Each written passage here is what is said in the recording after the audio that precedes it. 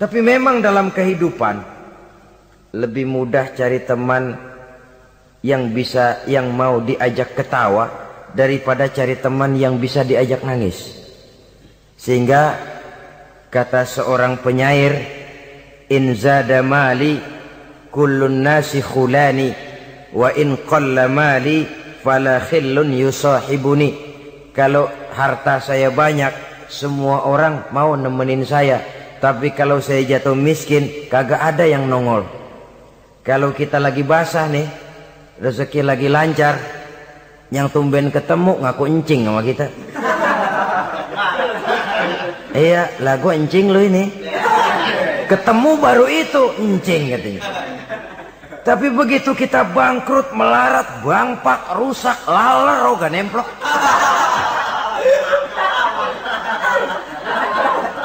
Laler sekarang tahu juga orang susah rupanya. Assalamualaikum warahmatullahi wabarakatuh. Waalaikumsalam warahmatullahi wabarakatuh. Bismillahi walhamdulillah. Wassalatu wassalamu ala sayyidina Rasulillah wa ala alihi wa sahbihi wa man tabi'ahu wa wala. Amma ba'du, subhanaka la ilma lana illa ma 'allamtana innaka antal alimul hakim. La hawla wa la quwwata illa billahil aliyyil azim.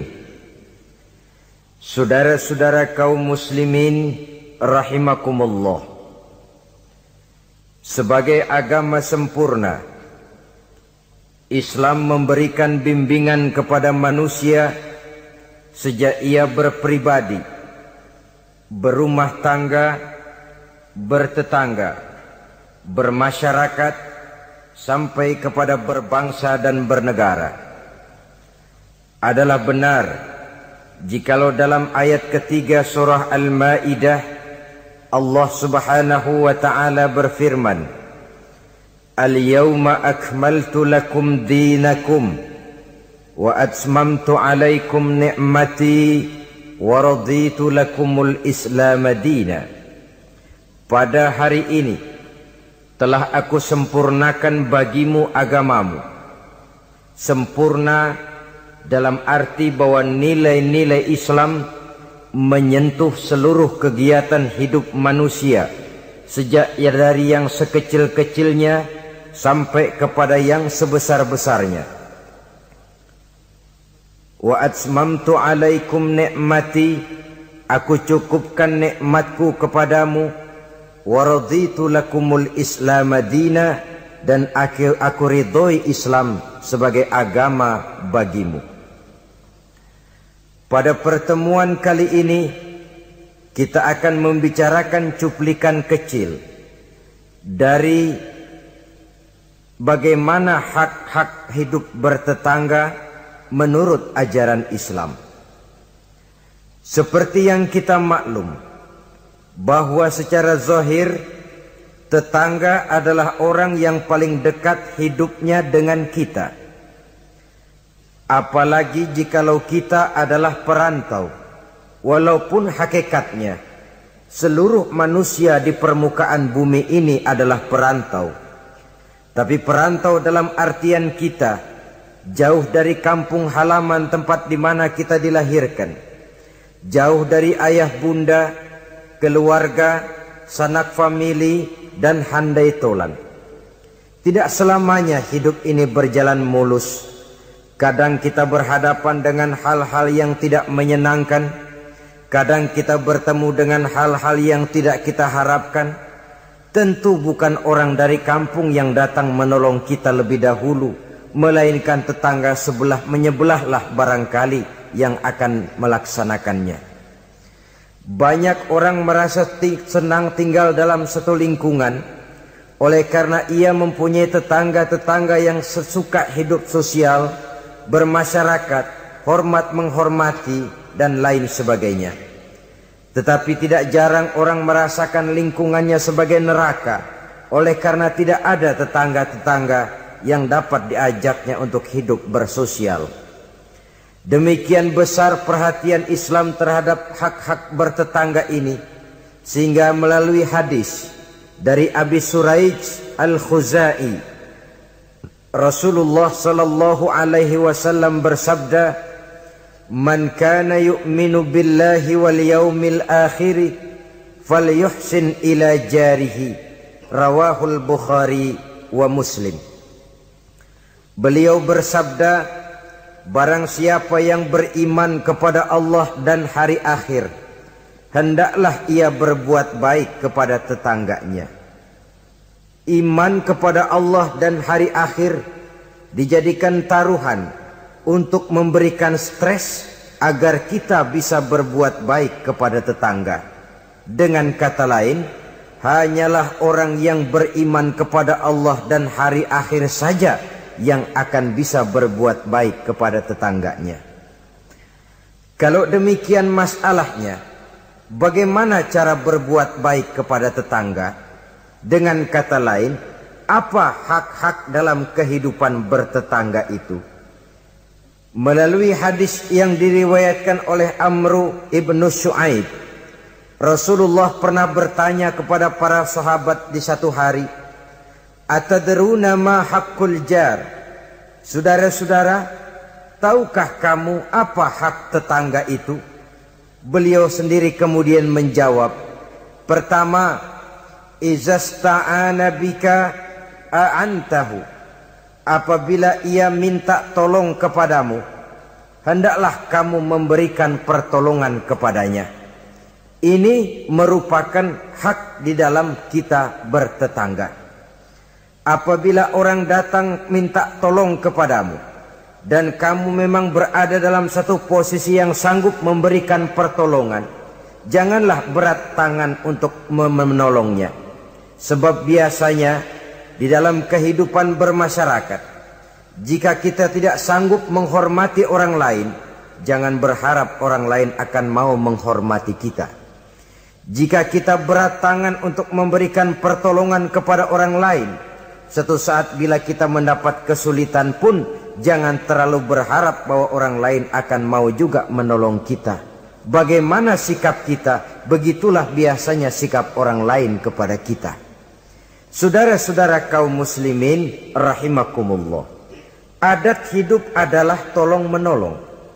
Kewajiban kita adalah menolong tetangga. Tetapi sebagai tetangga pun apabila kita minta tolong kepada orang lain, hendaknya dalam batas-batas ukuran yang memang orang lain itu mampu menolongnya. Sesuatu yang kita memang berada di luar kesanggupan kita mengerjakannya. Jangan lalu menjadikan orang yang menolong kita sebagai satu andalan. Sebab biasanya sekali ditolong langganan. Setiap datang kesulitan, ke situ lagi kita lari. Manusia pada waktu-waktu tertentu punya juga titik jenuh. Ya, kalau duitnya lagi ada, pikirannya lagi enteng, napasnya lagi lega, mungkin dia mau menolong orang. Sekali, 2 kali masih juga ditolong. 3 kali barangkali juga mungkin. 4 kali ke atas mukanya udah rada butek. Saudara-saudara, oleh karenanya, walaupun adat hidup adalah memang tolong menolong, tolong menolong itu artinya kan take and give, saling memberi, saling menerima. Ada saatnya kita memberi, ada saatnya juga kita menerima. Tapi yang diajarkan oleh agama memang yadul ulia khairun min yadis sufla, seperti kata Nabi. Tangan di atas lebih baik daripada tangan di bawah. Artinya yang menolong posisinya lebih baik daripada orang yang meminta pertolongan. Tapi biasanya kita umumnya lebih demen minta tolong daripada nolongin. Bahkan sesuatu yang kita mampu pun kalau masih ada yang mau nolongin, masih kita andelin tuh orang. Ya lu aja dah, lu aja. Padahal kita bisa.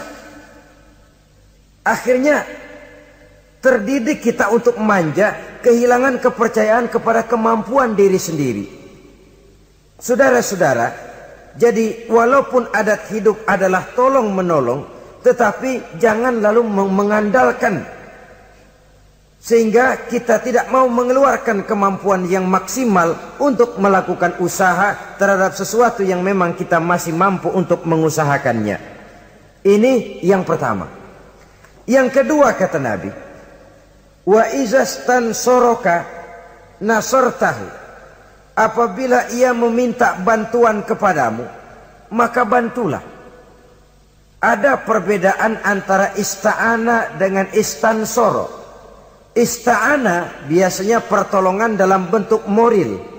Istansoro pertolongan bantuan dalam bentuk material. Menolong dengan membantu. Membantu kelihatannya lebih real, lebih nyata. Menolong bisa secara moral. Keduanya diajarkan oleh agama. Orang yang datang minta tolong kepadamu, tolong dia. Orang yang datang meminta bantuan kepadamu dan kamu ada kemampuan untuk itu, bantu dia.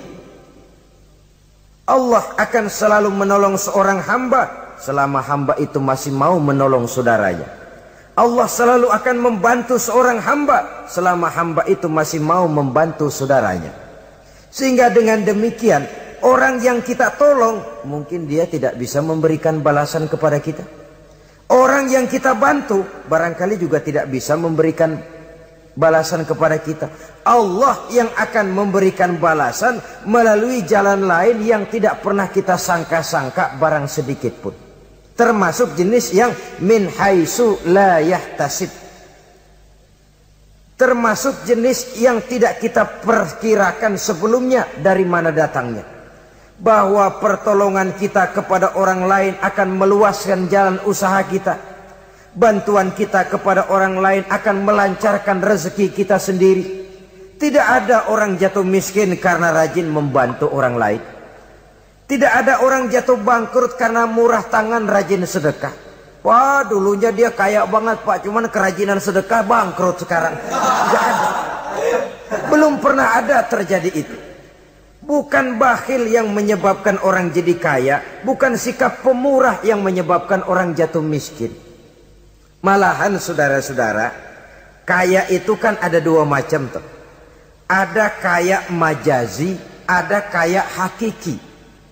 Yang dinamakan kaya majazi, orang yang banyak hartanya tapi miskin hatinya. Sebenarnya hidupnya cukup, tapi dia masih selalu merasa kurang. Maka dia tidak pernah cukup. Duitnya banyak, tapi perasaannya selalu miskin. Maka dia miskin terus. Duitnya 1 juta, hilang 1.000. Yang 1.000 dia pikirin, botak palanya.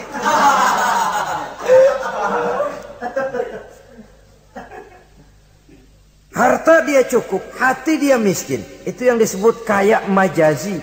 Cuma kaya dalam arti kulit luarnya saja. Bahkan kadang-kadang dia sendiri tidak bisa menikmati kekayaannya. Jangankan orang lain, dirinya sendiri tidak bisa menikmati kekayaannya. Konon lagi akan memberikan bantuan kepada orang lain. Duitnya banyak, nah saban sehari makan sama pala gesek mulu.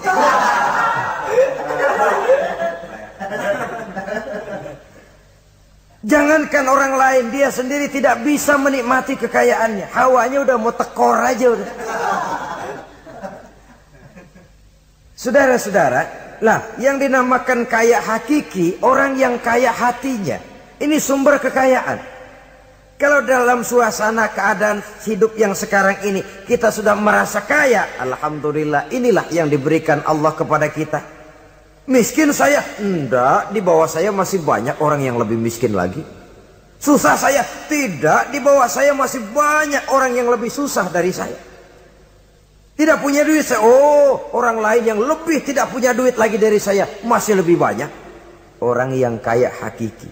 Dari sini kekayaan berangkat, dari sini kekayaan dimulai.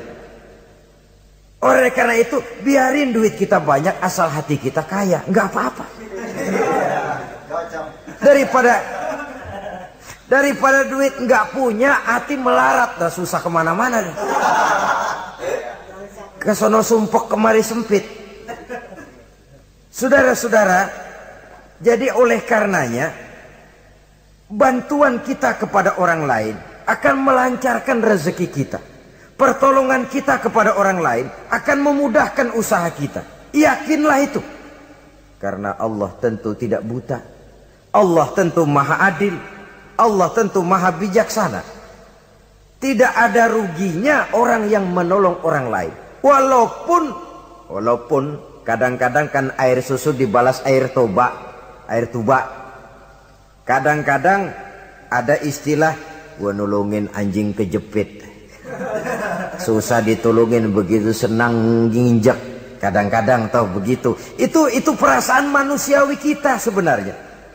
Perasaan manusiawi kita. Tapi sesungguhnya walaupun kebaikan kita dibalasnya dengan kejahatan, Allah kan tidak buta. Allah kan adil. Akan datang kebaikan-kebaikan dari arah lain meliputi kehidupan kita. Karena itu jangan pernah menyesal untuk berbuat baik. Jangan pernah menyesal untuk berbuat baik. Saudara-saudara kaum muslimin rahimakumullah. Jadi yang kedua, apabila dia meminta bantuan kepadamu, bantu. Andai kata belum bisa, ya dengan kata-kata. Kata-kata itu juga sudah meringankan kesulitan orang. Kadang-kadang sudah membantu enggak, ngomong enggak enak lagi. Ini namanya orang udah jatuh kita tibanin ember.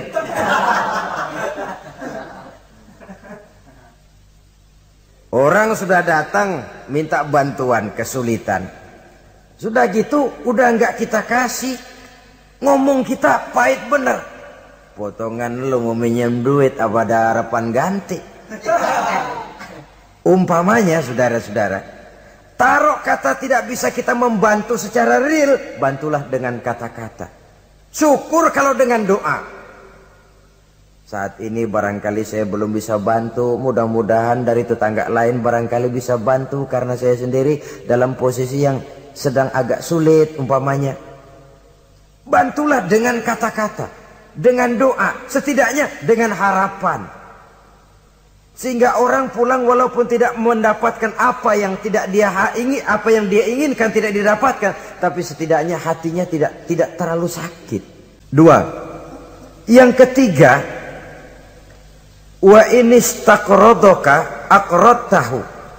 Apabila dia meminjam kepadamu, pinjami dia. Apabila dia meminjam sesuatu kepadamu, pinjami dia. Meminjam, istilah hidup kan ada, memang kita tutup lubang gali lubang. Gak selamanya orang selalu ada. Makin kaya ya makin besar urusannya, makin banyak duitnya ya makin banyak pengeluarannya. Bisa jadi loh orang yang punya duit 10.000 lebih tenang daripada yang punya duit 100.000. Kenapa? Dia punya duit 100.000 lah urusannya 200.000.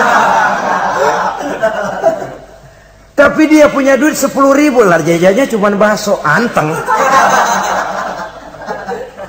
Bisa jadi orang yang punya duit 10.000 lebih tenang daripada yang 100.000 itu tadi. Kenapa? Yang 100.000 besar uangnya, besar lagi urusan. Yang 10.000 kecil memang jumlahnya, tapi kecil juga barangkali urusannya. Itu barangkali juga satu pola daripada keadilan Allah. Oleh karenanya saudara-saudara, hidup itu tutup lubang gali lubang. Nggak selamanya kita ada, nggak selamanya juga kita nggak ada. Pada saat kita nggak ada, ya kepada tetangga. Pada saat kita ada, tetangga kesulitan, boya kita datang memberikan pertolongan, meminjam. Cuma kalau kita jadi tetangga pun harus jelas, minjem ya minjem, minta ya minta. Ini jangan minta ya minta, minjem ya minta. Nggak jelas batasnya, nggak jelas batasnya, saruh jadinya. Sebab istilah minjem ini kan utang. Utang itu adalah kewajiban kita untuk membayarnya. Jadi harus jelas, minta ya minta, minjam ya minjam. Jangan kalimat itu disamarkan. Karena udah keseringan minta mulu, pakai istilah minjem dah. Minjem dulu duit. Mau minta malu keseringan, minjem dikata. Padahal minta juga maksudnya. Samar jadinya. Dia juga. apabila dia meminjam sesuatu kepadamu, pinjami dia. Saudara-saudara, ya tentu tidak hanya dalam bentuk uang, dalam bentuk hal-hal yang memang wajar dalam bertetangga, pinjam meminjam. Teriskaan umpamanya tuh, lalu pisau, apa gunting, apa-apa. Tapi tentu terbatas kepada jangan yang milik-milik pribadi pinjam meminjam istri umpamanya. Itu tentu malah mal'un, terlaknat dalam agama. Itu tidak ada. Umpamanya ini gue lagi halangannya, gue pakai dulu lah punya doang.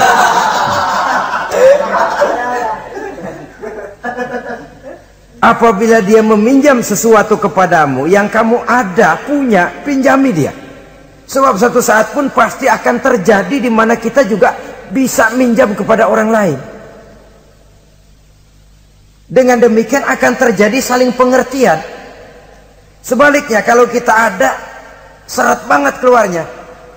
Orang minjam, kita ada, orang tahu kita punya, nggak kita kasih. Entar giliran kita perlu minjem, dia kan gitu juga, bayar utang. Jangan, kalau dia jangan dah, puyuh bebuntut, jangan dipinjam. Nah, dia begitu juga sama kita, kan begitu hidup itu. Dia begitu juga katanya sama kita. Orang yang berhati sutra itu jarang. Orang yang berhati emas itu jarang. Yang bisa membalas air tuba dengan air susu itu jarang. Yang bisa berbuat baik dengan orang yang jahat itu kan langka. Kita kan sistemnya masih draw. Udah begitu ya, gue begitu. Seri kita maunya. Dan memang agama mengajarkan wa jaza'u sayyi'atin sayyi'atun misluha. Tapi faman afa wa aslaha fa ajruhu 'ala Allah. Balasan terhadap suatu kejahatan, kejahatan yang seimbang. Tapi kalau kamu berbuat baik dan mau memberi maaf, itu yang lebih baik dan itu yang akan dapat pahala. Jadi kalau orang pelit sama kita, kita pelit lagi. Ya seri mang. Seri. Artinya nilai diri kita tidak lebih baik daripada dia itu. Tapi kalau kita bisa baik sama tetangga yang pelit, pertama nilai kita lebih baik daripada dia. Yang kedua dia bingung diri dah. Dia bingung diri. Ini orang gue pelit banget sama dia, dia gue baik banget sama gue.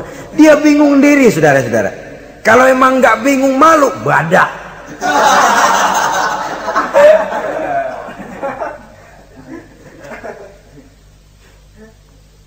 Berbuat baik kepada orang yang tidak baik kepada kita. Bersilaturahmi dengan orang yang marah sama kita. Wah, itu ajaran terpuji sekali. Memberi orang yang mencegah kita. Bersilaturahmi dengan orang yang memutuskan hubungan dengan kita. Kita sih tahu dia marah banget sama kita, cuman kita pura-pura nggak tahu aja, kita anggap dia nggak marah sama kita. Ketemu tetap, assalamualaikum, mau kemana?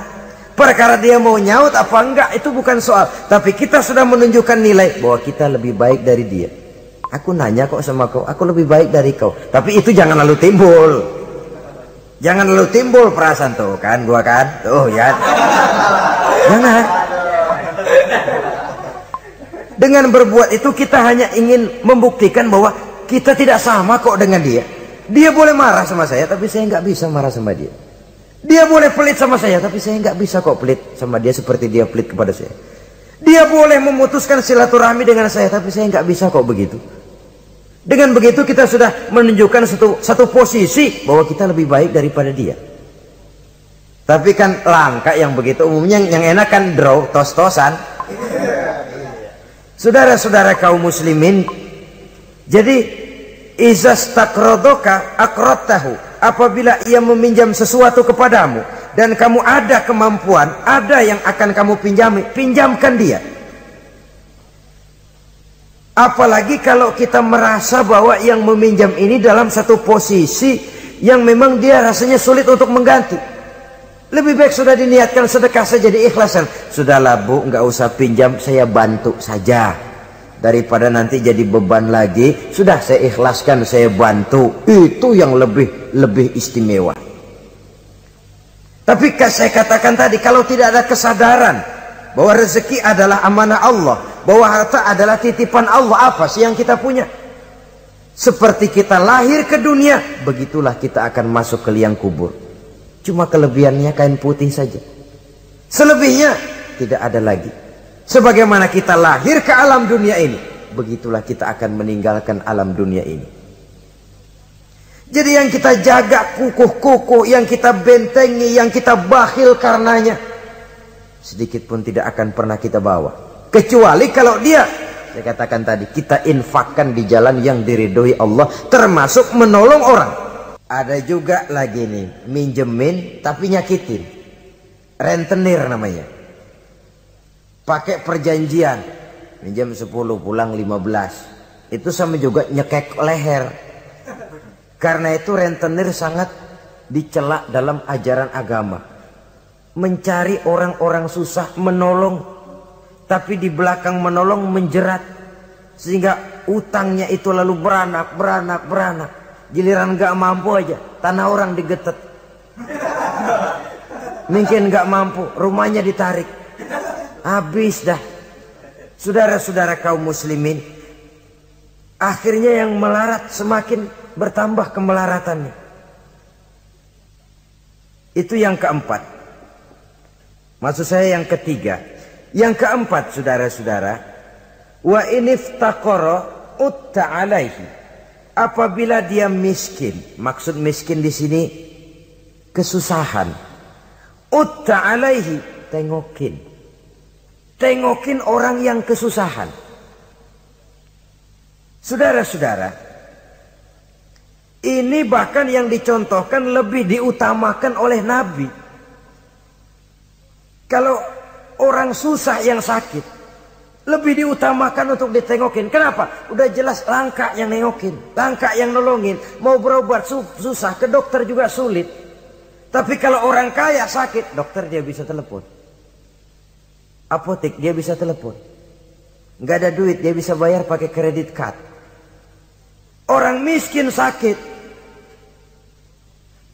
boro-boro manggil dokter. Kadang-kadang mantri juga nggak mampu dia panggil. Sehingga dengan demikian apabila ia mendapat kesulitan, tengokin. Jangan berat langkah untuk menengoki orang yang memang mendapat kesulitan itu. Sebab kalau tidak, maka nanti pada suatu saat bila kita yang mendapat kesulitan, orang akan berat juga kakinya untuk nengoki kita. Kita biasanya kalau orang kayaan aja dikit dapat kesulitan, udah kayak besan yang nengokin dah. Yang mau setor muka, yang mau jilat macam-macam. Tapi kalau yang digubuk reot, yang melarat itu mendapat kesulitan, yang lewat cuman melengos dong. Siano sakit ya? Iya, kesianan. Udah kesianan doang, terus lewat. Saudara-saudara kaum muslimin rahimakumullah. Yang kelima, wa iza marido uttahu. Apabila dia sakit, datanglah kamu, tengokin, hibur hatinya. Kalau perlu bantu, berikan obat, setidaknya dengan ucapan dan doa yang bisa meringankan sakitnya itu. Sebab ini, kalau orang sakit ditengokin, itu kesannya itu mendalam sekali. Bukankah itu Quraisy yang ngeludahi Nabi masuk Islam, oleh karena pada waktu sakit dia, Nabi yang nengokin. Tiap Nabi lewat ke masjid diludahin. Begitu itu orang sakit, Nabi pertama yang nengokin. Apa yang terkesan?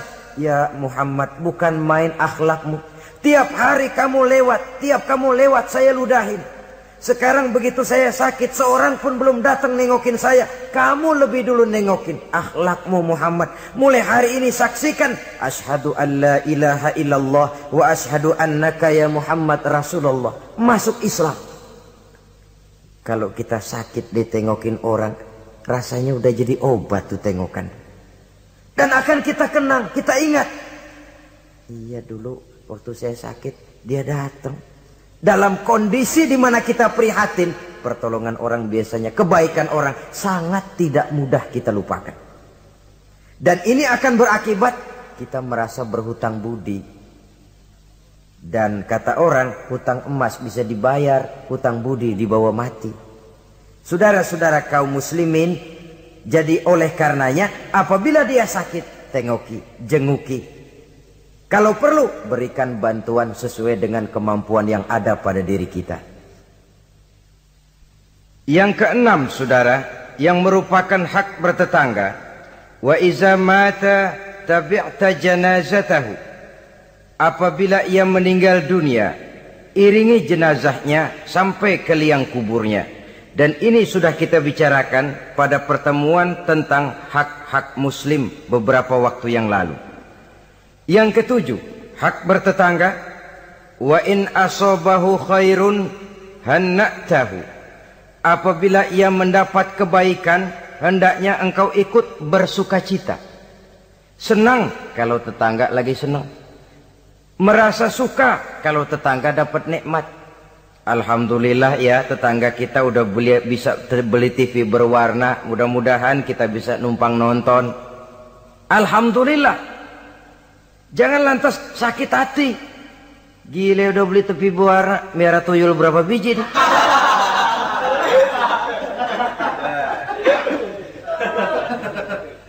Sebab umumnya kan begitu. Kalau kita ada, orang selidikin dukunnya. Kalau kita kebelangsak, orang surakin.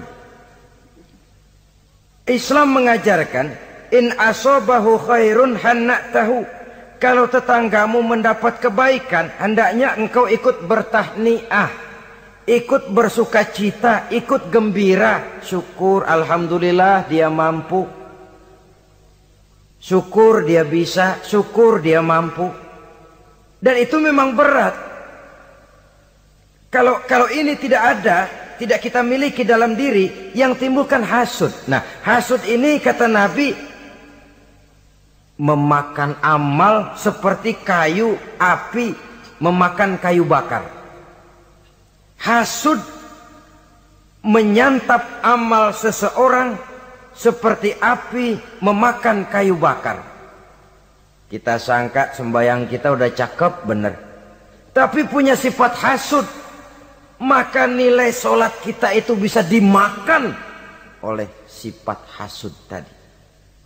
Kita sangka puasa kita udah cakep banget, tapi hati berbulu, hasud. Kalau orang Betawi bilang berak, enggak ada demen-demennya sama orang. Ada orang dapat nikmat, timbul hasudnya. Hasud itu akan menggeragoti amal seseorang, kata Nabi, seperti api memakan kayu bakar. Api kalau makan kayu bakar kan cepat sekali, kretek habis. Begitu cepatnya hasud memakan amal seseorang.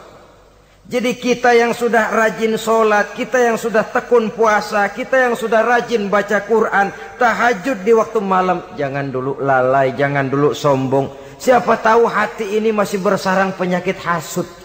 Tidak senang ngelihat orang lain dapat nikmat. Sempit hati kita ngelihat orang lain bahagia. Saudara-saudara kaum muslimin rahimakumullah. Alangkah mulianya ajaran Islam. Tetanggamu dapat kebaikan, kau ikutlah bersukacita, kau ikutlah gembira, kau ikutlah bahagia. Kenapa? Kita umat Islam, jangankan bertetangga kepada sesama muslim, kepada yang non muslim saja hak bertetangga itu ada, apalagi kepada yang sesama muslim. Satu badan, apabila yang satu sakit, yang lain akan ikut merasakan sakit. Sering dicontohkan, badan kita, saudara jalan tengah malam, asik jalan, jempol kesandung akar nangka, beletak. Kontan begitu ibu jari tersandung, darah keluar, mulut bilang aduh, pala ikut pusing, mata nangis. Nggak usah pakai nunggu undangan. Nggak ada ibu jari tersandung, mulut bilang sama mata, nangis lu, mata sakit nih.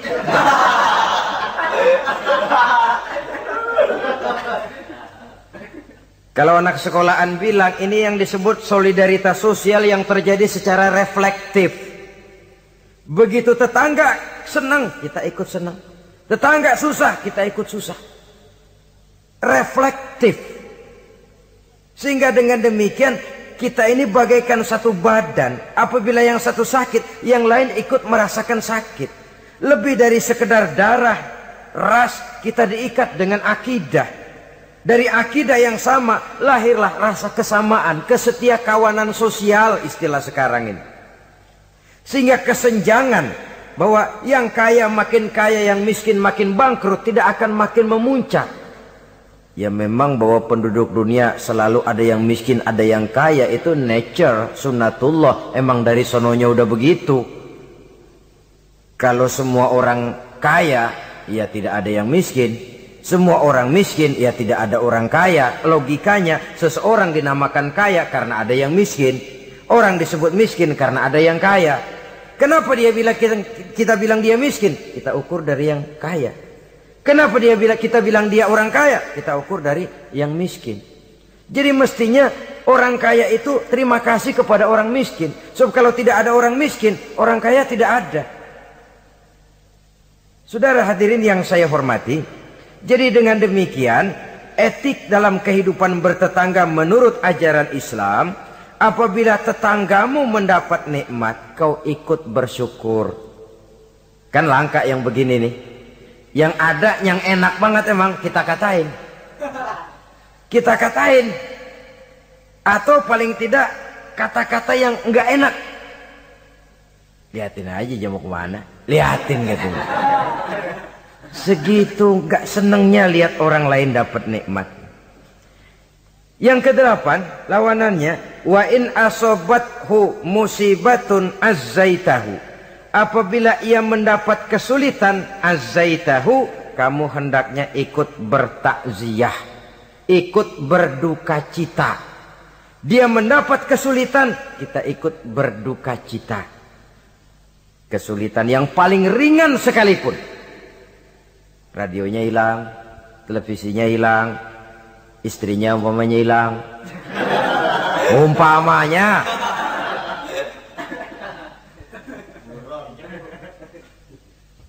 Kesulitan yang menimpa dia kita rasakan juga. Sebagaimana kalau kesulitan itu datang menimpa kita. Kan ukurannya begitu. Kalau saya kena begitu enak enggak ya? Enggak enak. Dia juga begitu. Maka saya harus ikut seperasaan dengan dia. Ada kesetiakawanan itu. Tapi memang dalam kehidupan lebih mudah cari teman yang mau diajak ketawa daripada cari teman yang bisa diajak nangis. Sehingga kata seorang penyair, in zada mali kullun nasi khulani wa in qalla mali fala khillun yusahibuni. Kalau harta saya banyak, semua orang mau nemenin saya. Tapi kalau saya jatuh miskin, kagak ada yang nongol.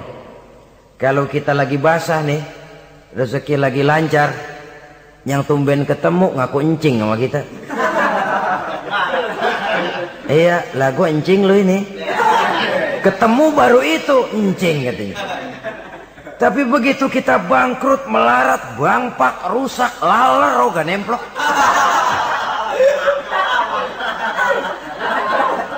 Laler sekarang tahu juga orang susah rupanya. Begitulah kehidupan sesungguhnya, tapi tidak begitu yang diajarkan oleh agama. Saudaramu, tetanggamu mendapat kesulitan, kau hendaknya ikut juga berduka cita. Jangan senyum di atas penderitaan orang lain. Jangan menari di bangkai orang lain.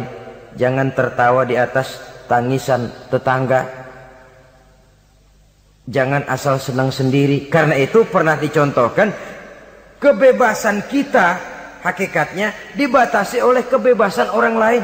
Kebebasan mutlak tidak ada. Kalau saya beli radio, kalau saya berpikir menurut saya sendiri, radio gue, yang beli gue, pakai duit gue setel di rumah gue, sekeras-kerasnya. Ada apa malu pada? Itu kan kalau menurut saya. Tapi tetangga sebelah saya kan juga mikirnya begitu. Mata gue, yang ngantuk gue tidur di kamar gue. Ngapa suara radio lu masuk kemari?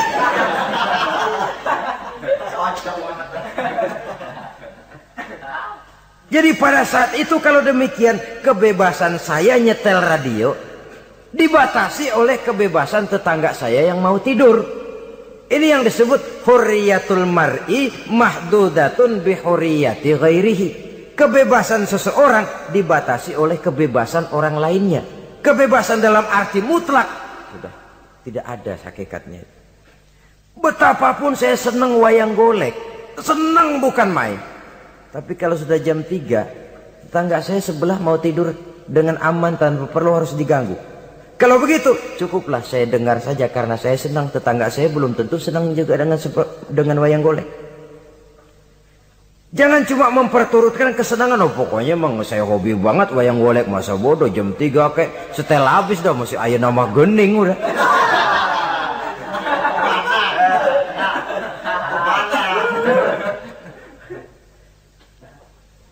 Baiklah saudara-saudara, jadi yang ke-9 sekarang, wala tastazillu alaihil bina fatahjubu anhu rihu illa biiznihi. Jangan meninggikan, jangan melebihkan bangunan sehingga menutup jalan angin kecuali dengan izinnya. Nah, ini yang sering terjadi kadang-kadang. Lah tanah gua, emang apa gua bangun diri di atas tanah gua. Kadang-kadang pas-pasan bangun tembok di tembok orang. Kadang-kadang tembok orang aja pakai dapur. Ya kalau dengan izin sih nggak jadi soal. Boya dikasih jarak begitu. Kadang-kadang ngambil pas sehingga jatuhnya air genteng kita ke tanah orang lain. Itu pun kalau tidak dengan izin orang yang bersangkutan, itu sudah mengganggu hak bertetangga. Saudara-saudara, begitu etisnya Islam melindungi hak-hak orang lain, sehingga jalan angin saja kalau orang lain jadi sumpek, itu sudah mengganggu etika bertetangga. Walaupun batas tanahnya memang itu, tapi ya dikasih jarak setengah meter, apa 1 meter untuk lintas angin supaya ada sirkulasi udara dan lain sebagainya. Sehingga dengan demikian akan timbul saling pengertian. Dan kalau sudah ada saling timbul pengertian, maka kenikmatan bertetangga itu ada. Nah, lebih celaka lagi kalau nanti jor-jorannya jor-joran bangun-bangunan. Lu bangun 2 tingkat, gua 3 ntar. Yang sebelahnya 4. Yang sebelahnya 6. Kalau sudah begitu, apalagi motifnya untuk menunjukkan bahwa saya lebih hebat dari tetangga sebelah, kita akan terjebak kepada alhaakumut takatsur hatta zurtumul maqabir. Lalai oleh karena berlomba memperbanyak itu saja.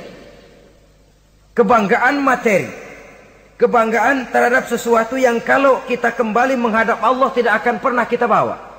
Itu yang kita agulkan. Kebun saya, mobil saya, tanah saya, pabrik saya. Tidakkah juga dia bertanya, kalau saya mati apa yang akan saya bawa? Pabrik itu, kebun itu, peternakan itu akan ikutkah bersama saya ke liang lahat?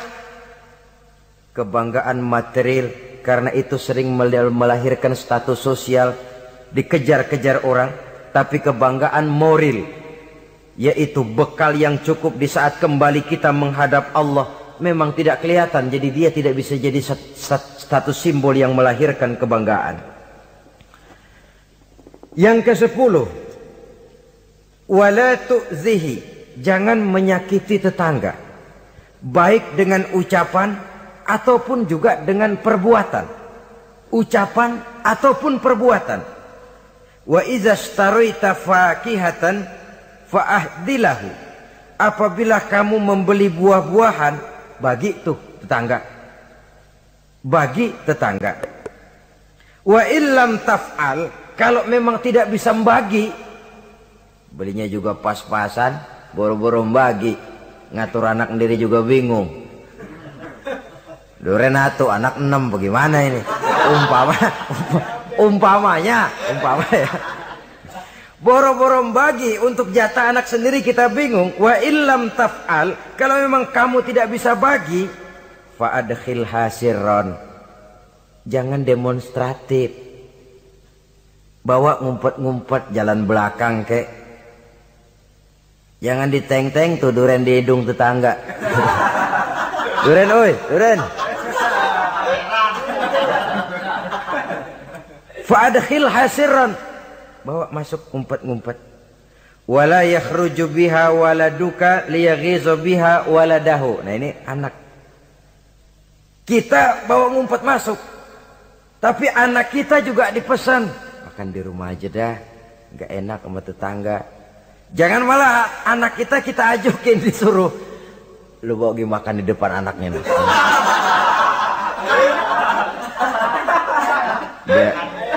Biar dia celam-celam gitu. Karena itu tentu akan menyakiti perasaannya. Apalagi kalau dia lihat, ya tetangga kita sih mungkin nggak minta, tapi etisnya kan begitu, etisnya. Loh, kok kayak hidup sendirian sih, bawa rambutan sekarung, sebelah kayak kebagian dikit, enggak, apa dimakan semua sekarung kan? Orang berpikir begitu. Dia mungkin nggak, jangankan minta, berharap pun enggak, tapi etisnya bertetangga itu. Kalau kau membeli buah-buahan, bagi tetanggamu, hadiahkan tetanggamu. Andai kata tidak bisa dilakukan itu, jangan demonstratif. Saudara-saudara, bukankah ini pada hakikatnya menjaga perasaan? Karena bertetangga itu peka sekali. Apalagi bagi kita yang tinggal di perkampungan dengan perumahan yang rapat atau di komplek-komplek di mana persaingan kelihatannya dalam satu level itu begitu menyolok kadang-kadang. Status suaminya, pegawainya sama, golongannya sama, tapi sebelah punya kulkas, sebelah enggak, murug. Sebelah TV-nya berwarna, sebelah hitam putih, meriang. Sebelah beli motor, sebelah enggak, bengek. Sering terjadi hal semacam itu, menimbulkan psikosomatik. Itu sering diceritakan. Dibakar oleh perasaannya sendiri. Tinggal lagi di komplek, di mana kelangsungan kehidupan kelihatan betul sehari-hari. Sering terjadi. Tangganya sebelah beli motor, yang sebelah meriang. Besokannya beli kulkas, dia bikin gawat, masuk rumah sakit. Di rumah sakit dengar tetangganya beli mobil, mati.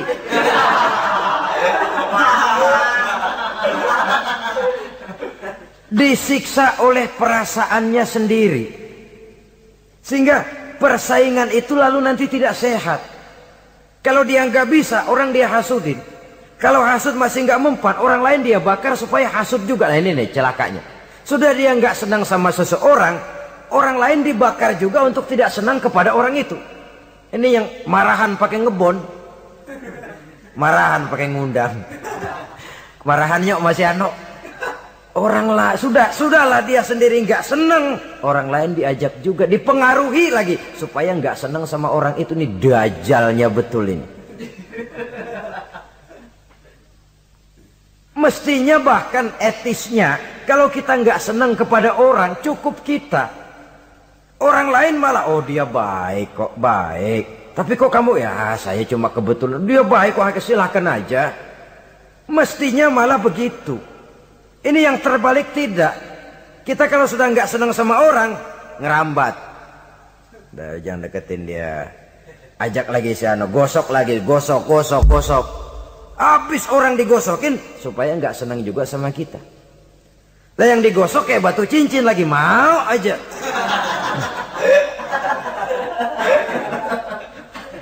Batu cincin apa tikus budeg tuh, nggak ngerti apa-apa, nggak ngerti urusan junturungan, hayo aja. Saudara-saudara kaum muslimin, begitu perhatian Islam di dalam menjaga perasaan bertetangga. Sampai dalam hal-hal yang kayak begini, jangan melukai perasaan orang. Ini kan kelihatannya sepele, soal kita beli lah, yang beli buah saya, pakai duit saya. Iya, itu perasaan kita. Orang lain tetangga juga belum tentu minta kok, belum tentu juga kepengen. Tapi dari segi etisnya bertetangga, bahwa kita menghormati dia, ada perasaan itu. Yang ke-11, wala tu'zihi bikitari kidrika Jangan juga kamu menyakiti dia, tetanggamu, dengan bau masakanmu. Bau masakan. Ini yang dimaksud tentu tetangga sebelah kelaparan. Kita udah nggak membantuin ngirimin makanan, baunya doang kita kirimin.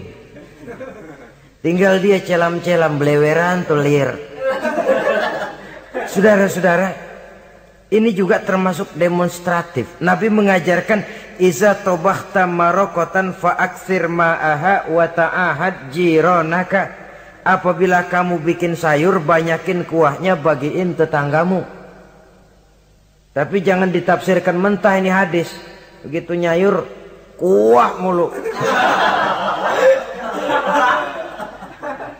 Tangga semua kebagian ya, cuman air.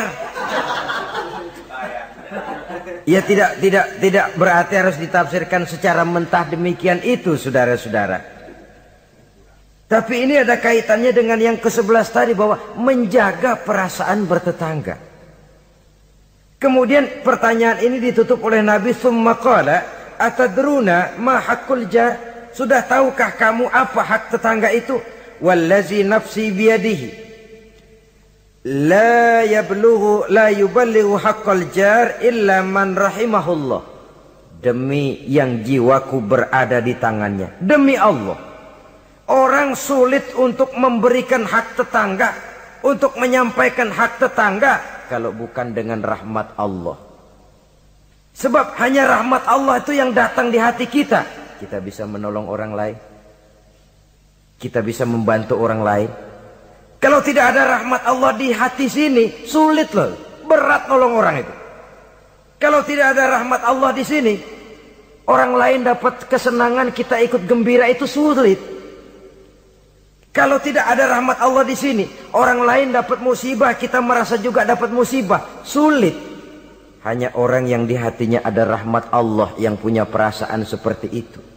Itu Nabi sumpah, wallazi nafsi biyadih, demi Allah yang jiwaku berada di tangannya. Yang bisa menyampaikan hak tetangga hanyalah orang yang memang dapat rahmat dari Allah Subhanahu wa taala. Dia minta tolong, kita tolong. Dia minta bantuan, kita bantu. Dia minjam, kita berikan pinjaman. Dia miskin, kita tengoki. Dia sakit, kita jenguk. Dia meninggal, kita iringi jenazahnya. Dia dapat kebaikan, kita ikut gembira. Dia dapat kesulitan, kita ikut bersedih. Kita yang mendapat nikmat, sedikit kita bagi dia, kita berikan kenikmatan. Kalau bukan rahmat Allah, rasanya sulitlah untuk berbuat seperti itu. Hanya dengan rahmat Allah. Dan oleh karena dengan rahmat Allah, maka rahmat itu tidak diberikan kepada setiap orang. Artinya, walaupun kita setiap orang barangkali tahu tentang hak bertetangga seperti ini, tapi tidak setiap orang bisa menjalani hak-hak bertetangga seperti ini.